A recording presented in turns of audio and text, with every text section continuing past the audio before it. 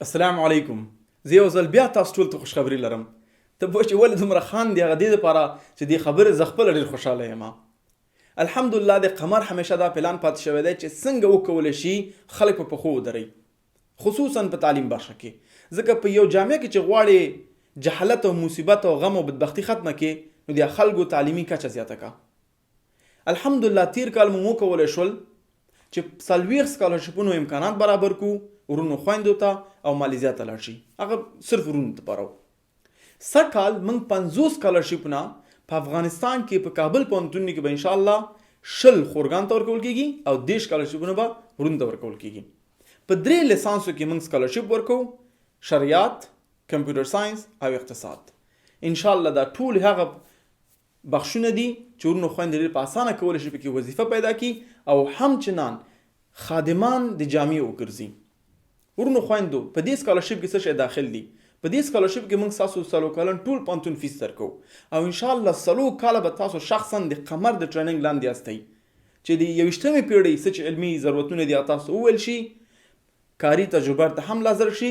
یعنی مقصد دا چې 3 کاله بعد به تاسو انشاءالله په مطمئن ډول سره خپل ځان هم سپورټ کولی شئ، خپل فامیل هم، خپل نور دوستان او غریبان چې کوم مسکینان دي هغوی هم، او خادمان به د اسلام هستئ او د انشاءالله د ملک هستئ.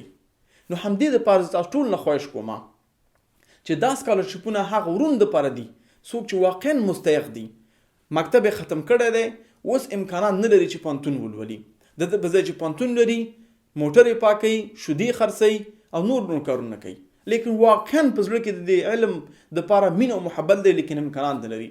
نو همدې ورونو ته موږ غواړو لاس ورکو او راوچت کو خپل سینې سره تر څو پر دې وکولی شي چې تعلیم وکړي او دنیا کې مثبت بدلون راولي. که چېرته تاسو دا ورونه پیژنئ یا ته په خپله هغه مستحق ورور چې غواړي تحصیل وکړي لیکن امکانات نه لري، نو حتما دې لینک ته لاړ شه او عاجل خپل اپلای وکړه، ټول اسناد سبمیټ کړه چې په دې فارم کې موږ تاسو نه هر څه وخت ټول معلومات وړاندې کړه او حتما به انشاءالله چې ته مستحق وي امتحان نه بعد ته به قبولیږي او سکالرشپ به درکول کېږي درته. انشاءالله دوامدار ډول سره بیرته خپل لاګین ته ورشئ زموږ ویب سایټ کې او وګورئ چې تاسو سکالرشپ سټیټس څه شی دی. که چېرته چا سکالرشپ ریجیکټ شوی وو، هغه ته موږ هېڅ وجه نه وړاندې کوو، فقط ریجیکټ کوي.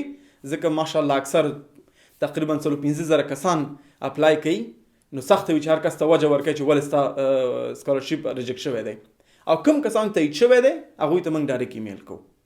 امید لرم دغه ناچیز جد و جهاد د قمر د ټیم طرف نه او زمونږ د ټولو ډونرانو طرف چې همیشه زمونږ شاته ودرېدلي دي او موږ سره یو ځای افغانستان کې د خدمت مزګر ګرځېدلي دي، امید لرم د الله سبحانه تعالی قبول کړي او انشاءالله دا سکالرشپ باندې ته ګټه واخلې، نه فقط خپل ژوند بدل کړي بل د 15 کسان نور هم ځان سره په ژوند کې ورته مثبت بدلون راولي.